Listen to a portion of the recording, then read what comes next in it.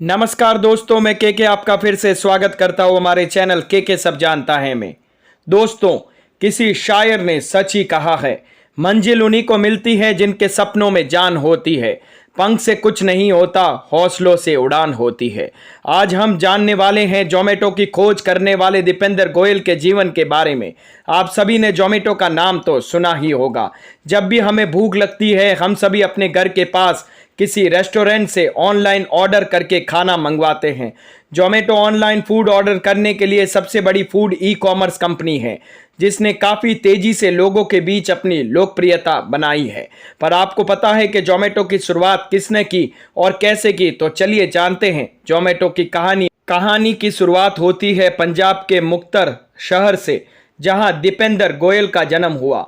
इनके माता पिता शिक्षक थे और यही कारण था उनके घर में पढ़ाई का माहौल बना रहता था। दीपेंद्र गोयल ने 2005 में आईआईटी दिल्ली से एमटेक की पढ़ाई पूरी की। इसके तुरंत बाद इन्होंने बैंड एंड कंपनी में कंसल्टेंट फर्म में कंसल्टेंट के रूप में काम किया। ऑफिस में लंच के दौरान दीपेंद्र ने देखा कि उनकी कंपनी के रेस्टोरेंट में लोग लंबी कतार में लाइन लगाकर खाने का मेन्यू देखने के लिए अपनी बारी का इंतजार करते हैं, जिसकी वजह से लोगों का काफ़ी समय बर्बाद हो जाता था।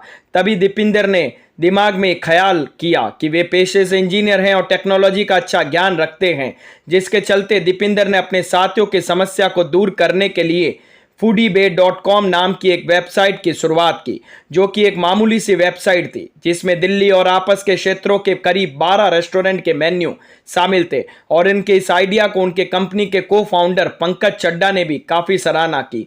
अब लोगों को खाना खाने के लिए रेस्टोरेंट नहीं जाना पड़ता था। अब सभी ऑनलाइन घर बैठे रेस्टोरेंट का मेन्यू और अपना मनपसंद खाना ऑर्डर कर सकते हैं।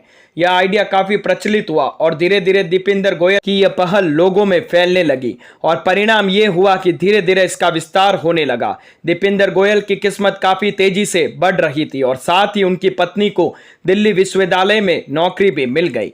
पत्नी की तरफ से मिली आर्थिक मदद और कारोबार में हुई रफ्तार से मानो दीपेंद्र गोयल के पंख लग गए और अब दीपेंद्र गोयल ने अपनी जॉब छोड़ने का फैसला किया और अपना पूरा ध्यान अपने बिजनेस की ओर केंद्रित कर दिया। और वर्ष 2010 में दीपेंद्र गोयल ने इसका नाम बदलने का फैसला किया और इसकी दो वजह थी। वो ऐसा नाम चाहते थे कि जो छोटा हो और याद रखने में आसान हो। दूसरा, फूडीबे नाम online e commerce company eBay से मिलता जुलता था और इन्हीं दो कारणों की वजह से फूडीबे नाम बदलकर जोमेटो कर दिया गया। लेकिन क्या आपको पता है कि जोमेटो नाम रखने का ख्याल कैसे आया? दीपेंद्र गोयल के दिमाग में तो अगर आप जोमेटो में से जेड हटा दे और टी लगा दे तो दोस्तों जोमेटो टोमेटो को सोचकर रखा गया था। अब जोमेटो अलग अलग शहरों में फैलता चला गया और जोमेटो को एक इन्वेस्टर की ज़रूरत थी और जोमेटो की कामयाबी को देखते हुए नौकरी.com और इन्फो एज जैसी बड़ी कंपनीज ने जोमेटो में निवेश करना शुरू कर दिया और इसके साथ ही जोमेटो की मोबाइल एप्लीकेशन को भी लॉन्च कर दिया गया और महज 8 वर्षों में जोमेटो देश और दुनिया में अपनी अच्छी खासी छाप छोड़ने लग गया। जोमेटो को एशिया के सबसे बड़े रेस्टोरेंट का गाइड माना जाता है और वर्ष 2010 में जोमेटो को टॉप 10 वेबसाइट्स में से एक माना जाता है। लेकिन इतना फंड होने के बाद भी जोमेटो नुकसान में चल रहा था। लेकिन इसके बाद कुछ ऐसा हुआ जिससे इंटरनेट की सारी कंपनीज फायदे में होने लग गई। इसके बाद वर्ष 2014 में आया जियो और जियो के आने से अब इंटरनेट हर आदमी के जीवन का अहम हिस्सा बन गया।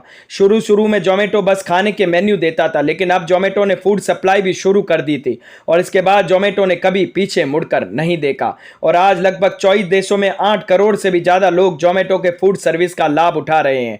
और सबसे बड़ी बात, अब लोगों को बिना घर के बाहर जाए उनका मनपसंद खाना घर पर ही ऑर्डर के तहत मिल जाता है। आपको ये जानकर हैरानी होगी कि जोमेटो के फाउंडर दीपेंद्र गोयल अपने शुरुआती दिनों में पढ़ाई में अच्छे नहीं थे और वे 2 बार फेल भी हो चुके थे, 6ठी और 11वीं क्लास में। हालांकि इसके बाद उन्होंने गंभीरता से पढ़ाई की और वह पहली बार आईआईटी एग्जाम क्रैक कर आईआईटी दिल्ली से अपना इंजीनियरिंग पूरा किया। जोमेटो की लोकप्रियता कितनी तेजी से बढ़ी है, इसका अंदाजा इससे लगाया जा सकता है कि वित्तीय वर्ष 2017-18 की तुलना में वित्तीय वर्ष 2018-19 में इसका रेवेन्यू 3 गुना बढ़ गया।